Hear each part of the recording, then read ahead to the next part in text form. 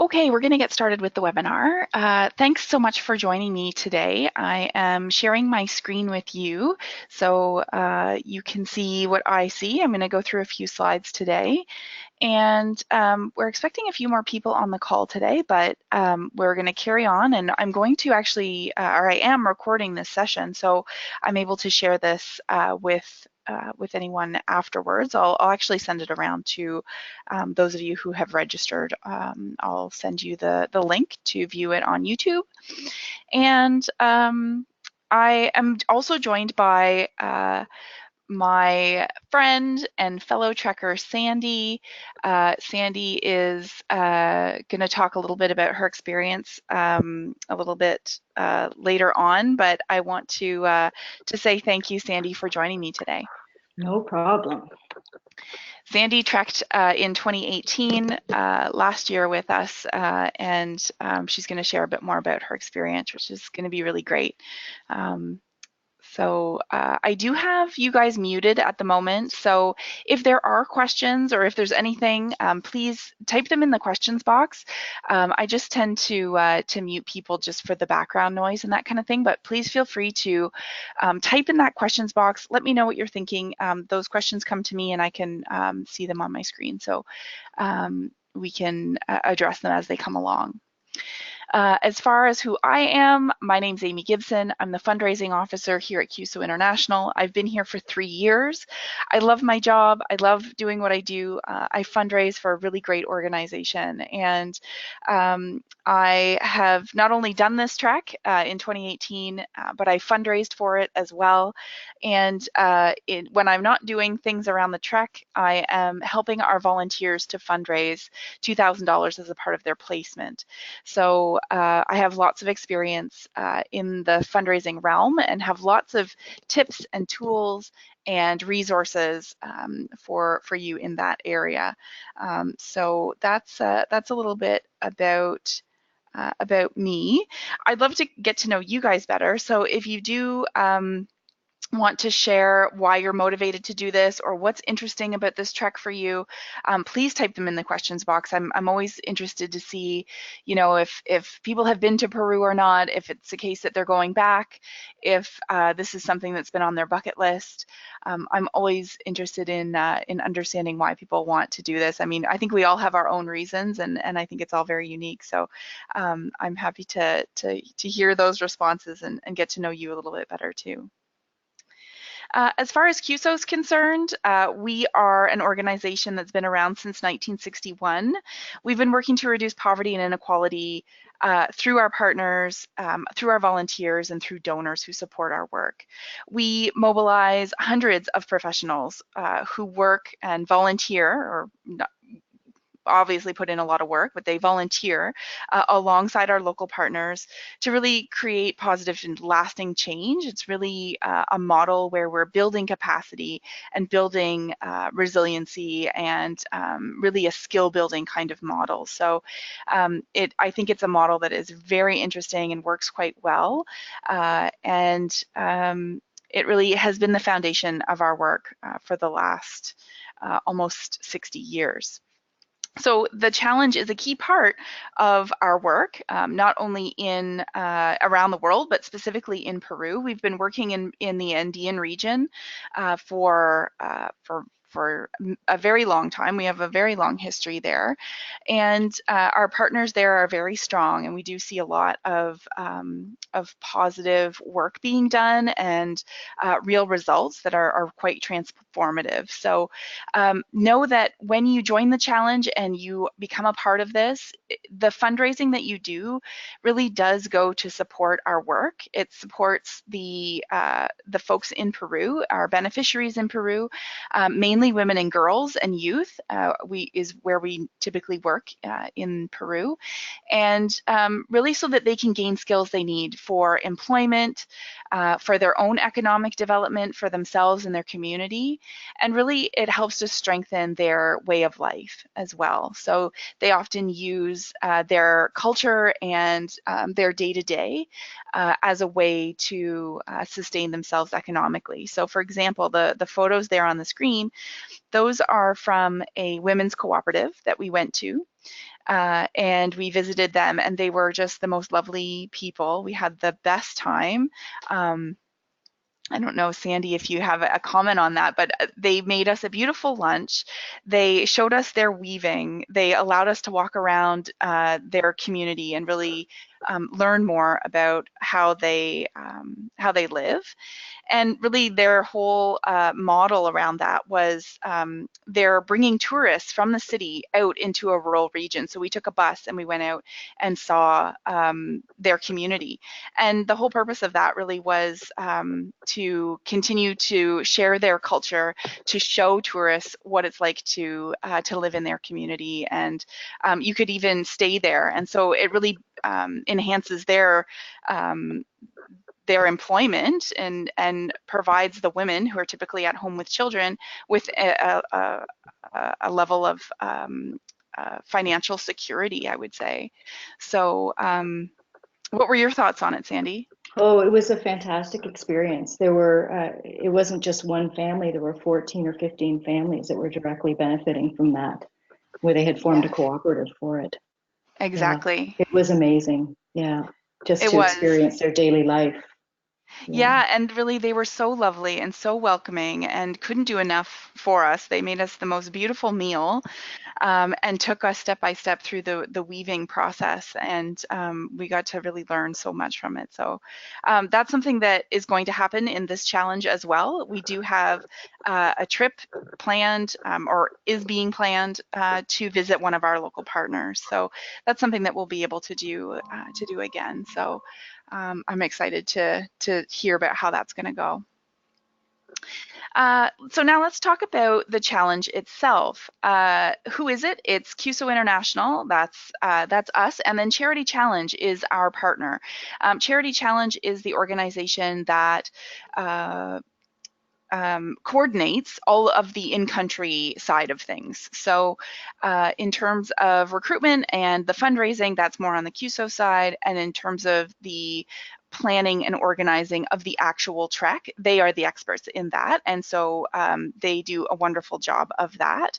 What are we doing? We're trekking, we're hiking, we're camping, we're learning, we're sharing, we're growing together. And it really is a really good atmosphere that comes about over the course of the 9 days. It happens out of Cusco, Peru. That's where we start from, and of course the destination is Machu Picchu, and which is just an amazing site. And it's all happening on March 27th to April 4th, 2020.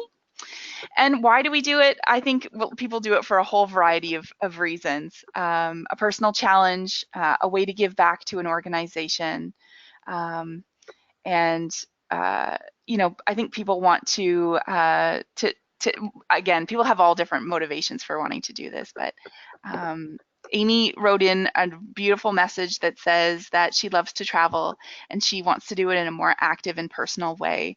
And she prefers to travel in a way that supports the regions that she's visiting, especially when it's a developing area, which I think is really great. And that's pretty much sums up this challenge. It's a personal challenge. It's physical. It's challenging, but it also really does make a difference for our organization and gives back in so many ways. So um, though that's a little overview of the challenge. So the trek itself, I would say, like I said, it's 9 days. 5 of the days are trekking, and it goes out of Cusco, Peru, and ends at Machu Picchu. And it is at altitude. I would say that is one of the challenges. I got another great question. What did we find most challenging, and what was easier than expected? That's a really good question. We're gonna delve into that even further. I think the altitude for one is a challenge. That's something that you can never tell how your body's going to react, but we all made it. Everyone who has ever done it with Cuso, we all made it. So Yeah. we all in Yeah. our own speed. It was definitely a challenge, the altitude. Yeah. Mm-hmm. Yeah, and I think everyone kind of had a bit of a different reaction to it in terms of, having a headache or an upset stomach or just lethargic or those kinds of things that, certainly out of breath would be the top one, which I feel like I could feel as soon as I stepped off the plane. It's just that the air is just that little bit thinner, so it's a little bit harder to catch your breath. Yeah. Some people find the fundraising challenging. I am able to provide you with, like I said, all kinds of tools and resources in order to achieve your fundraising goals. So we do have an online fundraising page that really is conducive to getting donations online. And so that's certainly something that I would encourage you to use and can help you with that as well. So if the fundraising side of things is a question mark for you, I'm happy to chat with you more about that. If you are considering this and you're not sure what you want to do with it, we can kind of suss out a plan, and that can help you. Sometimes that can help make your decision as well. So let's talk now about the itinerary. This is our group on the train. This is after we had been hiking for a few days. We were excited to get on the train, and this was the day we were going to get to Machu Picchu by hiking. So we're all very excited in that photo, I think. Amy, I don't actually have that on my screen, so Oh, you I don't? don't see the photo, so I don't know if it's just me. Oh, okay. That's okay. You haven't been seeing any of these photos. Okay. No. Thank you for sharing that. I think I have it paused. Let me try that now. There we go.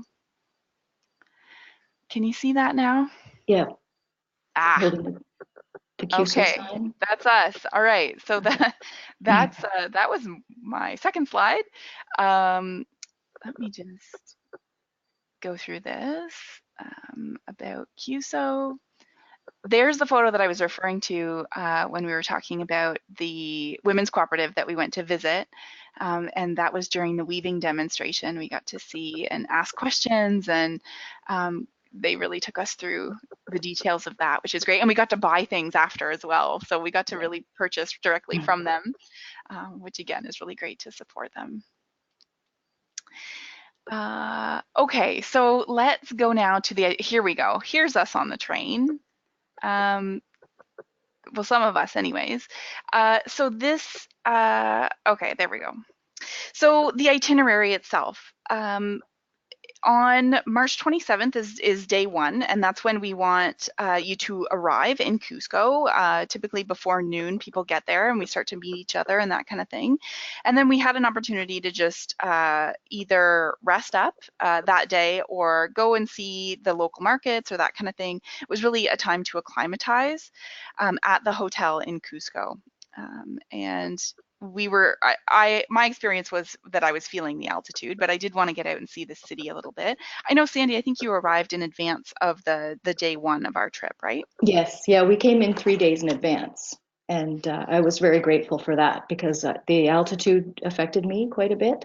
Mm-hmm. So it was really good for me. It gave me a little bit longer to acclimatize Mm-hmm. for before we did anything strenuous. So yeah, it was good. Plus, we also got to, you know, experience a few extra days, right? Yes, Add to the trip. I that's right. wasn't Yeah, sure when I'd be able to get back. So if we add to the beginning and added to the end, we enjoyed all of that, right? That extra yes, time. exactly, exactly. And you went to Lima afterwards, which We which did. was a great way to extend it. Yeah, I did the Yeah. same thing. Yeah. So we do sort of plan it so that you do have a couple of days of acclimatization, and that really is important to do that before we start trekking and get right into it. Cusco is the highest altitude. It's higher than Machu Picchu actually, so it really is kind of the worst of it. But the second day, March 28th, is the project visit. So we go off by bus. Well, it depends what project we end up going to see. Last year we all piled on a bus. We went out and we had lunch at the partner at the project, and then we got back on the bus and came back to our hotel. So it will be a day trip again like that, whether it's in Cusco or just outside the city. That will be day two. Day three is the acclimatization hike. And basically basically, again, we all piled in the bus. All of this is included, so those bus trips and that are all included. We got in the bus, they drove us out to the edge of town, basically, and we walked back into town, which I think was really great. We got a sense of the pace and our gear and some of the things if we needed to purchase anything before we set out on our trip.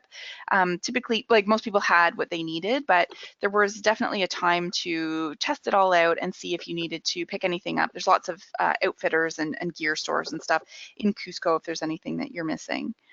Um, and so that was a good hike. We had lunch. They provided with snacks and all of those kinds of things. And then again, you stay at the hotel in Cusco, which was very comfortable in my opinion. On day 4 is the day that the real hiking starts. Let's put it that way. That acclimatization hike was very gentle and mostly downhill. The real hiking starts on day 4, and it's a full day of hiking. And so we camp that night. And then the next day, basically it's 2 more days of that where we're hiking during the day and we're going up and down over hills and valleys. We're very remote. We don't see a lot of other folks around. We are fully supported by our team of people who feed us, who keep us under shelter and really look after us. So there's the 3 days of hiking, and then on the 4th day is what was my like favorite day, because you take this train that we're on, you get to kilometer 104, which is of the Inca Trail, and we hike up to the Sun Gate, and you get to see Machu Picchu for the first time and spend a moment there, sort of taking it all in. And it's a long day. It's a 7-8 hour day. Again, you bring your lunch with you and hike along the way and eat, and there's snacks, and we take breaks, and there's lots of photo opportunities and things like that. And we get to see Machu Picchu. You come through the Sun Gate. It's amazing. You get to look down. All those photos that you see of Machu Picchu, looking down onto the site, you get to have that moment. And then you hike down to where the buses drop everyone else off. So those folks that aren't hiking, we meet up with them, people who are just visiting the site for the day by bus. So we go walk down through the site to them, to that bus, and then we go to a hotel. And I loved getting to that hotel because I got to take a shower after 4 days of hiking and camping. I don't mind being dirty, but that was a really nice shower. Yeah, it was good. I got the cold water. Yeah, I think I did too, and I really didn't even care at that point. No. The town that we stay in is called Aguas Calientes, and it's a really, again, a touristy spot because it's the spot closest to the Machu Picchu site. And the hotel was comfortable. It's probably a 3-star is what they would say. Not a ton of hot water, but again, we had good food and a comfortable bed. By that point, we were just happy to be in a bed at all. So because we use a Thermarest and we're in sleeping bags when we're camping. Yeah. I have a good question about how long is the hike in terms of kilometers, and it's hard to say. I do say we hiked up probably about 10 kilometers a day. But it's not like hiking 10 kilometers here. It's a lot slower and it takes a lot longer. So comparing the two, 10 kilometers to me doesn't seem like a huge deal, but when you're at altitude and it's you have that sort of challenge on top of things, it does make it a bit more tricky. Yeah. Okay, and then so that day we get to see Machu Picchu, and then we get to stay over in our hotel, and then the next day we get to get up and go back to the site on a formal tour of Machu Picchu. So the guides that have been with us all along, they get to show us around Machu Picchu and really give us the cultural significance and the detail about what we're looking at. And we get to do that probably for like 2 hours, 2.5 hours. And then by the end of that, we're getting on a train hopping back on this train and going back to Cusco, back to the same hotel to stay overnight.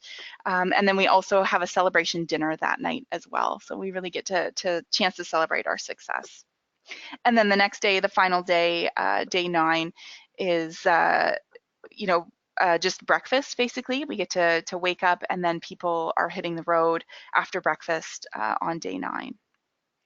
So that's the itinerary. I kind of talked about what a typical day looks like. This was also our group. Definitely the hiking days, anyways. There were llamas and alpacas and all types of scenery to see along the way. We typically got up at about 6:30. They brought you coffee and tea to your tent, which was just such a luxury. It was so nice. And some Um, warm water. Yeah. and warm water, yeah, Yeah. exactly, to wash up a little bit, clean your face, wake up. And then they would have breakfast sort of ready, and of course the tents and everything are all set up for you. So by the time you come into camp, your tents are set up, your thermarest is inflated for you and waiting. Your bags are there in a pile for you to pick up and bring to your tent. In the morning, we fill up on water, we get our snacks, and we leave camp maybe 8 o'clock, and then we trek until lunch with stops and breaks and photo opportunities and things like that. When we get to lunch, we basically walk into a campsite that's already set up.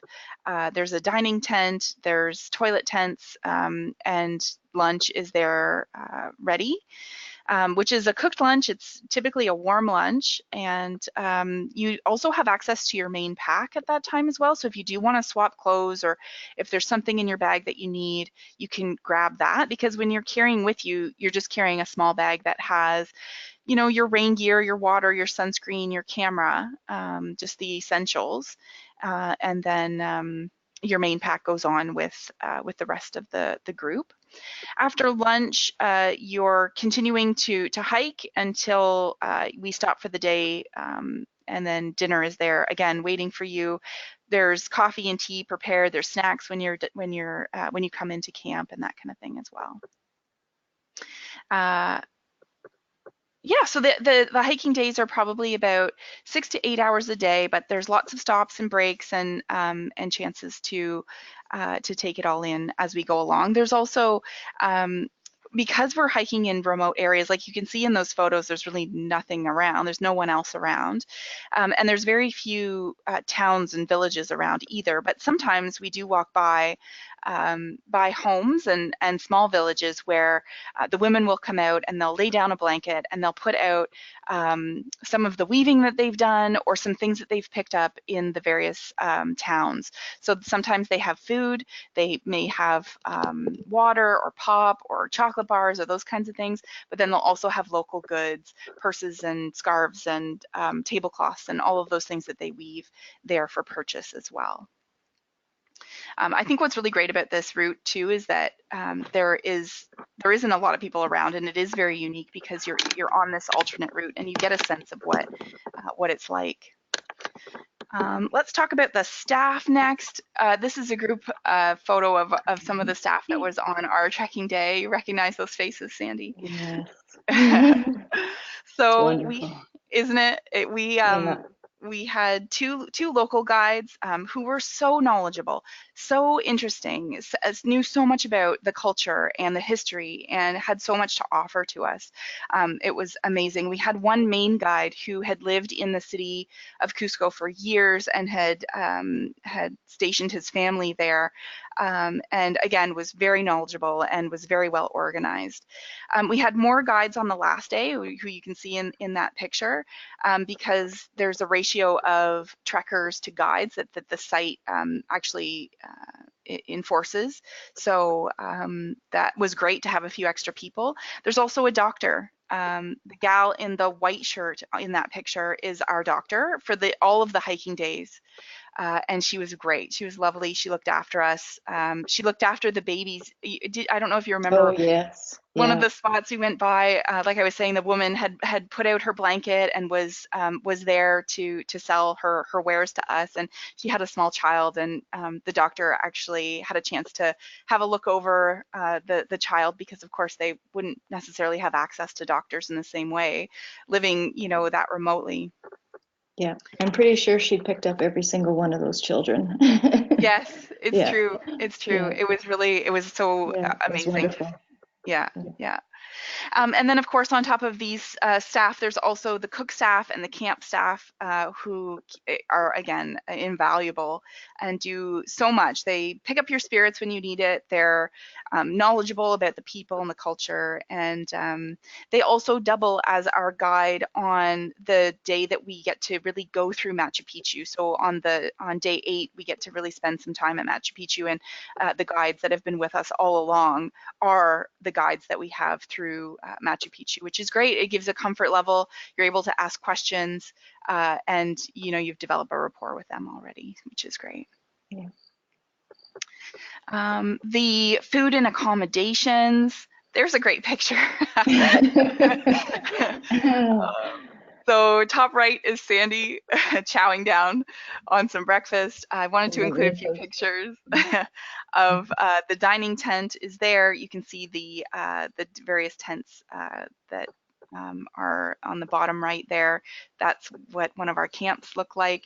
There's also horses. We were car supported and horse supported. So if somebody wanted to have their bag put on the horse, they could do that. And so we had that kind of as a backup.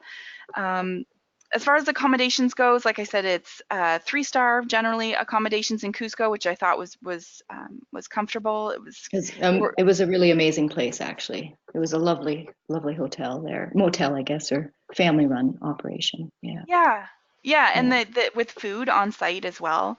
yeah. Breakfast and lunch we had there, and that kind of thing, which was really great. And it's clean, and people are really friendly. They spoke English. They cater to a North American an audience as well, so it's good. In terms of the food on the trail, the 3 meals are cooked for you, and they can really accommodate any kind of food allergies, vegetarian, vegan, all of those things. It's amazing what they're able to do on the trail. And there's plenty of it. Yeah. There You was don't no go shortage. hungry. Yeah. You're right. You're right. You certainly don't go hungry. Yeah. They've definitely planned it out, knowing that you're spending lots of calories hiking and that kind of thing. They definitely fill you and make sure that you have well-balanced meals. So that's a great thing. Yeah. And uh, yeah, I don't think there was any complaints on that side of things at all. In terms of the fundraising and the training, we do suggest training. The altitude is the difficult part, I would say. The trekking itself is not challenging or technical even. There are a few points where it does kind of get technical in terms of going up some stairs and some rocky points and that kind of thing. But it's mainly the altitude, and I would suggest working on your cardio and recovering your heart rate. So doing exercise and then stopping, recovering your heart rate, and then continuing on. Making sure that you have that stamina, I think, is really the important thing. Strength is always good, but stamina will go further, I think. Yeah. Yeah. Yeah. And then It's in most terms, definitely important. Yeah. yeah, for sure, for sure. And it's hard to know what's going to happen at altitude, but do what you can in advance. I was hiking stairs, and I was making sure that I was walking more than I typically would, doing long hikes on the weekends and things like that. And then cross training can be great too, like biking or swimming can also be great ones as well. In terms of the fundraising side, like I said, the fundraising pages are supplied by Cuso. I'm here as a resource. There's lots of face-to-face things that people chose to do last year. So I have lots of ideas and suggestions on how to do that. In terms of what's included, all of the accommodations, it's a double occupancy situation. All of the meals, all of your drinking water on the challenge days. So when we're out there on the trail, all of the drinking water is provided. The entrance fee to the parks, and other places that we go is all included. All of the transfers and things to get around, so that train, the bus, all of those different things are all included in the cost of the trip. All of the staff, the English speaking guides, the drivers, the cooks, the porters, all of that is included. The first aid qualified staff, our doctor, all of the first aid supplies, those things are included as well. The tents and the sleeping pads are included, so you do need to bring a sleeping bag and whatever pillow you'd like to use. What's not included are tips. We did certainly tip our staff and cooks and porters and those drivers and that kind of thing. So that's not included. Any additional food that you buy wouldn't be included. Any drinks or alcoholic beverages wouldn't be included, and that kind of thing. But the rest of the trip is pretty well all inclusive. Before your departure, you also get access to a members area, which has a training schedule. It has fundraising ideas and advice. It has support materials, things like an itinerary, an equipment list, and facts about Peru, and a question and answer, and travel tips, and those kinds of things as well. So all of those things are provided for you. So now I want to get into, I want to talk to you, Sandy, directly about Sure. your motivation and like hear more from you about what motivated you to do the challenge. Well, it was my daughter Clara, who you can see in the picture there. Cuso is an organization that's close to her, and she's been following Cuso from her university days. She studied international development at U of T. So last February, I think, she was telling me all about this trip and challenge that she was going to do. And she was, talking about the destination of Machu Picchu and all the projects and the things that the organization was doing. And I was getting so excited for her. I thought, oh my goodness, do they let old people do this? And she said, I don't think they have an age, Mum. So it was a few months later when I got an email from her. She had forwarded me, I think you guys were looking for some extra participants. And I thought, oh, she's going to let me go. So, so I got right on that. I thought it really kind of brought the wanderlust out in me. So I thought I really, it has a sense of purpose, and, and Mhm. everything was organized. You didn't have to, find your own guides. You didn't have to worry about having a medical issue. There was a doctor, when you're, all of those things. It was completely end to end organized. The logistics were all done for you, other than your flight to and from, right? Right. So for me, it was, and the opportunity to be able to go with her and have all that time. I don't see my kids very often, so to get 2 weeks with her alone, was pretty exciting. And to join in on the trip with Mhm. her and share the experience was, so purposeful. So I signed up right then. I wasn't going to miss the opportunity because it may not come again, right? And Right. so, and that's really why I did it, and Yeah. also too, the challenge itself, like I was in terrible shape. So I thought, well, this is good. I'm gonna Ah, have to be in good shape. So, yeah, that was my motivation, and really just to be able to support her and an organization that was really important to her, right? yes. Yeah. Yeah. That's it's awesome to hear that she motivated you in that way, and you guys made a great team on the trail. That's for sure. Yeah, she's pretty awesome.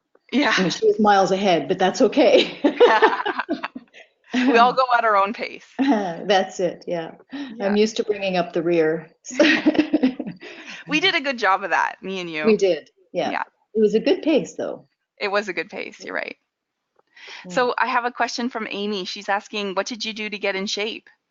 Oh, the members page that Amy was talking about, I actually read every piece of paper that they put in there.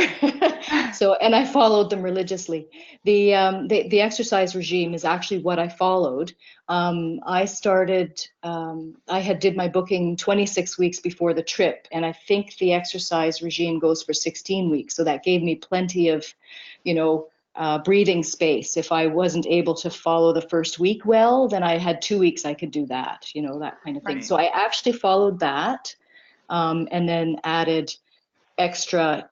any stairs where I work, I have 4 flights of stairs. So every day after work, I would do the stairs. Hmm. And the first time I did the stairs, I think I got up the 4 flights and my legs were jello. And I thought, oh no, this is awful. I'm not going to make it. But I did that every day until my legs, the first day, literally, it was 5 minutes. That's all I could manage. The Yeah. second day, I could do 10 minutes. The third day, I did 10 minutes again. I didn't push myself. I didn't want to injure myself, or have a heart attack before I had to go. Yes. So I just did it that way, very slowly, and not to the point where I stopped myself from, feeling comfortable exercising. I just pushed myself to a limit, and then I just did a little bit, every day. Well, every day after work. I mean, I wasn't working 7 days a week, so it ended up being about 4 times a week I did the stairs. Yeah. Plus, I also incorporated other we have trails around where we live, so I would do the trails, but I made sure I found hills to climb. Hmm. Hmm. So there was a hill in Montreal. When I was in Quebec, I went to a ski hill, and there's a Mount Rigaud in Montreal there. They let people go during the summertime. I don't know about in Ontario. I've checked out ski hills in Ontario, and there wasn't public access, but I had the advantage of using this ski hill, and I would literally just go straight up the ski hill, up and down, until I couldn't do it anymore. Wow. Just to get that elevation, right? Yeah. Because there are a lot of stairs at Machu, on the Inca Trail and Yeah. through Machu Picchu, and it's this, I was worried that my legs wouldn't be able to get me up the stairs. So in the end, it was perfect. So Yeah. following along what they did, I think the 16 weeks would probably be fine. Um, She it asked a really good follow-up question. How ready did you feel by the time you went? Pretty ready. I Yeah. felt comfortable that I would actually, yes, I felt comfortable. My Good. legs were strong, and by the end of I was able to do, and half an hour to an hour on the stairs. Yeah. That's lots, right? Like Yeah. going up and down the stairs. There were 200 stairs I was doing. So I would go Wow. up and down those, and I would do that for half an hour to 40 minutes. At the end, I think 40 minutes. I didn't do that for an hour, but the ski hill I went up and down for about 2 hours. Oh my Um, gosh. but it's a big ski hill. It's long. It takes you a long time to get there, when you get to the Yes. top, and I would stop and have a break or whatever. And then I would do flat trails, and I always did the trails with my pack so that I Okay. wasn't surprised when I got to the end. I used the sticks. I used the walking sticks, and I found those to be invaluable. So for me, I would get, if you get a little bit dizzy, you've got your sticks to help you, right? Yeah. It keeps your balance, Yeah. right? My Yeah, balance isn't exactly. as great as it used to be, but so I find the sticks very, very useful. And I so I did agree. that. You can see Yeah. in that picture on the left at the bottom with the walking sticks there, I found Yes. them to be really, really helpful too. They say Yeah. it takes like 25% off your joints, off your knees Yes. and that kind of thing. Yeah. So, Especially your knees and especially downhill. Yeah. yes. Yeah. Yeah. So I did use those, and I made sure I always wore my pack fully loaded with 3 liters of water, just for the weight for the exercise, so that there were Yeah. no surprises. Yeah. That's So right. I Because you did. do I carry felt your quite, water. yeah, I carried my water. Yeah. Well, actually, I Like did. on Machu the trail. Picchu, yes. On the Inca Trail, you have to carry your own bag, but when we had the mules, I let them carry my bag. And that Yeah. did help, Yes. especially with, getting used to the altitude, and that did help. So Yeah. if you don't want to, you don't have to, but they are there for that purpose. So Right. we might as well let them do their job. That's right. Give them some work to do. Yeah. So what, I'm going to change the slide here because I have more great photos of you. Oh, Um, let's talk oh. about what was a challenge Well, for you. the biggest challenge really for me was the altitude. Hmm. It just, being able to, my legs, like you say, when you got off the airplane, my legs felt like lead. I thought, oh no, I'm getting sick. Oh Right. dear. But it turns out it's just the altitude. You don't have that oxygen. So some people, their bodies can recuperate a little bit faster. Mine didn't. Hmm. Um, but I wasn't about to let that stop me. All I did was just slow my pace. That's It right. yeah, and so it just took a little bit longer, and the doctor has oxygen, so that there's always that, like Yeah. if you're needing that. Yeah. And I did find, like, I took it for 10 minutes. I think it was the third day, I guess, when we were very close to the tallest peak, or the Yes. tallest elevation.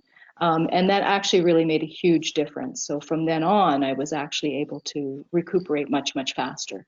Um, Right. but everybody, their body, no matter how much they train, their bodies are different and react differently to the altitude. So That's right. other people, it may not be a problem at all, right? And there were so many people that it wasn't a problem for. So It's true. and I It's was true. very envious. However, it wasn't going to stop me. I was doing it, and I still absolutely enjoyed every minute of it. I Um, think that attitude is so important, going into it knowing, well, I'm just going to do it. I'm just going to go slower and, I can do it. I can get it done. And I think that goes a long way to have that kind of yeah. positive attitude. Well, there's so many people with different capabilities, right? Regardless of how much you train for it. So if the people like to go, I don't typically walk fast to begin with. So if you're a fast walker, I mean, I usually have to, my daughter is a very fast walker. We walk downtown Toronto and I'm literally jogging to keep up to her. I don't know how her little legs can walk that fast. I've not figured that out, but so she, you can go at whatever pace. So I took like I like to follow up on the rear. Anyways, usually when I do trips, I'm usually at the back. Anyways, Yeah, that way I wasn't, I didn't feel pressured to go faster than my body could actually handle, and that was important to know. it's a good point. Yeah, Yeah, the guides stay with you. So there's a guide at the front and a guide at the back, and yeah, typically someone in the middle. So you're never left behind, and you can go as slow as you want to go. It's really slow and steady, and you, like you said, you don't feel like you're holding anyone up, or you're just going your pace. yeah. And you have a huge cheering crowd for you when you get there. It's wonderful. Exactly. Yeah, it's awesome. That's Yeah, right. I think for me that was it. The rest of it was, just it was not challenging. Everything was very smooth, and the logistics were very well taken care of, and you know, the people were amazing, absolutely Hmm. amazing. Learning about another culture and the geography, the geology, it's just amazing. Hmm. It's And true. your group mates. Oh my goodness, meeting all these people from all across Canada, and everybody there for, the same reasons, and it was really, really nice. Very unforgettable experience. Yeah. It's true. It's true Yeah. that like we all kind of bonded on that. We all supported each other, we helped each other, we lifted each other up when we needed it, and got to celebrate together, which I think was great. Yeah. Um, Yeah. it was a good group. So what would you say your highlight was? There's too many. There's too many. But there's two in particular. We're meeting those families and Hmm. learning about their way of life, and the struggles they took to get where they were with Cuso and the organizations, like finding out how to be able to provide for their family while they were being able to stay at home, which is what Hmm. the impetus for them making their cooperative was. Hmm. And meeting the volunteers that helped them do that was fantastic. And also getting to the Sun Gate, like that was a Hmm. really emotional experience. When we got to the top, I mean, it was raining the whole way. Yeah. Taking your raincoat off, you're putting it on, and I thought, oh my goodness, we're not going to be able to see it. But when we got to the Sun Gate there at the top, the skies opened up. It like cleared. They It was cleared. The clouds amazing. went away, and It the was like sun. it was just for us. It was amazing. It was absolutely spectacular. The sun shone straight down on Machu Picchu, and it was really very overwhelming. It was wonderful. Yeah, Yeah. yeah. Yeah. It was a pretty awesome experience. It was. I agree. I shed a Yeah. tear that day. I was so Yes. excited that I had accomplished what I had accomplished. So I'm Yes. with you Well, on and that. there's steep parts, right? Like if you Hmm. have vertigo, which I do, it was a challenge, right? There was Hmm. areas where I knew that if I was worried about the edge, Yes. it's pretty far down. I you have a way of coping with it. You figure out how to make sure that you don't panic. Oh yeah, my But mantra was look left. Just look yes, left. or So if or you look or to the straight left, down, like to your feet, right? Watch your that's feet, it. right? Yeah, to the left side of the trail, because on the right side, it kind of fell away on that side. And so I thought, Yep, if I just look to the left side of this trail, I'm yeah. not gonna have to see any of anything else, and I'm gonna stay right in the middle of this track. Yes, yeah, Yeah, I think it was at that point Clara and I shared the camera, so I was able to get her the camera so she could take those pictures right. because I Yes. couldn't look up, for certain sections of it. So, and but it gradually got easier to do that Yes, as it we did. walked the trail, and so that I was able to enjoy the views towards, like, Yeah, by the afternoon I was not as scared. that's right. The trail was wide enough, and if there were really scary sections, you always had a guide there. Yeah. Like if there was a section, they weren't without a guide, you didn't do it by yourself. Mhm. There was someone there to help you through it. That's right. And that was wonderful. Yeah. Yeah. Yeah. Yeah, I agree. It's definitely got easier as you went along, and I find you could stop and look up and take in the view. That's Yes. instead of walking and looking off the side, it's easier Yes. to hike and then stop and look and take it all in and then keep going. Yeah. And the Yeah, poles came in handy in those situations too. So you yes, knew you had definitely your pole there, so with the supported. vertigo, you don't feel like you're going to tip over or anything like that. That's So, right. yeah. So, what would you tell people who are considering doing the challenge? Oh, just do it.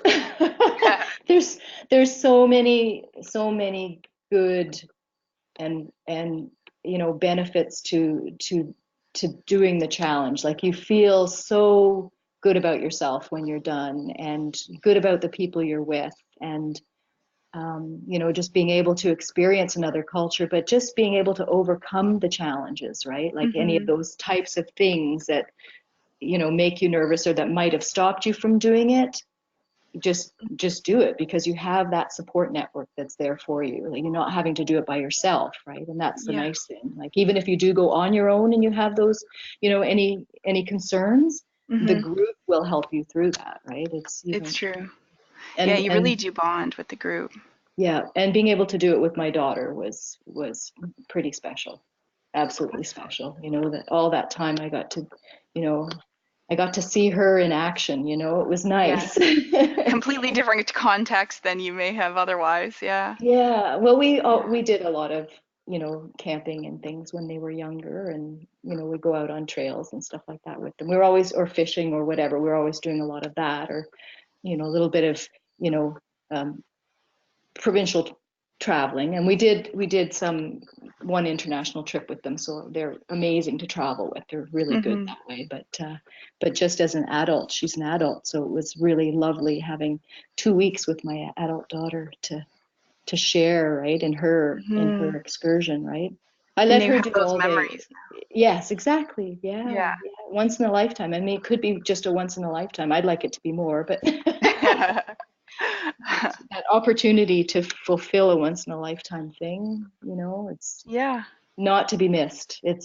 There isn't a day that goes by that I don't think of it, mostly because I have all the pictures on my desktop. Yeah. Me too. Me But too. there's It's true. always things you learn from all the other people that are there that you take with you from that point on. Like if a situation comes up, in my head I hear a quote from Amy, like I think, okay, what, I hear Amy now. I better not do this, or Yes. Yep. or think of it this way, or something Yes. that Nick might have said, or Michael, or any of them, right? Where they, That's right. just those wonderful experiences for sure. It's Yeah, true. very It's fulfilling. I Very, don't think very, anyone has any regrets. Like no one's gonna no, regret this. Like no, it's it's a very rich experience. Yeah, yeah. Yeah. yeah, Exactly. yeah. Exactly. Oh, well, I love reminiscing about it. It's just it's so great to do that. I have a couple of questions here too. So, Gaston has a question. If you're single, how does double occupancy work? So it would basically mean that you would get paired up with your same gender. That's how Charity Challenge would do it. So the girls go with the girls and the boys go with the boys. And if you're going, traveling by yourself, then you'll get paired up with someone of your same gender. Um, and I have another question. What if you don't make or meet the fundraising amount? Well, this is a fundraising initiative, so it is really the purpose of why Cuso is organizing this. In addition to having having people come and see our projects and things like that, it really is awareness raising, and fundraising is critical to us to be able to continue to do what we do and send volunteers around the world. So the fundraising amount is not a suggestion, it is a commitment that you make. And so we do hold you accountable to that commitment. So it would be important that you achieve that goal. You can do that in a variety of ways though. So you can fundraise, you can also pay it yourself and get a tax receipt, which I think is another great option for people. Sometimes people choose to do some fundraising, see how far they get in terms of that, and then make a contribution to fill in whatever's remaining. So that's how that fundraising portion works. I do have some slides about the cost. I don't know if anyone has any questions about how the cost works.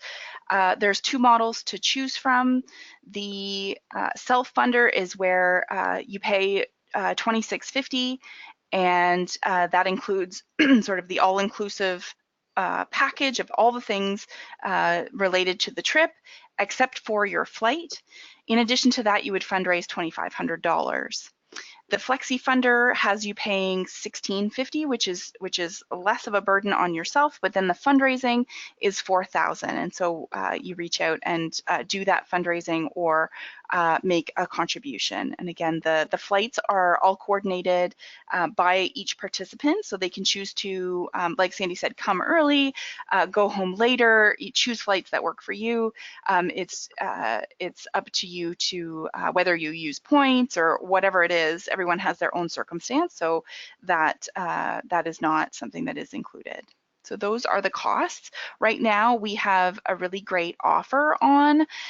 We have this early bird discount, so we do still have spots available for the $200 off. If you book using the promo code CUSO200, you'll save $200 off the challenge cost, which is quite significant.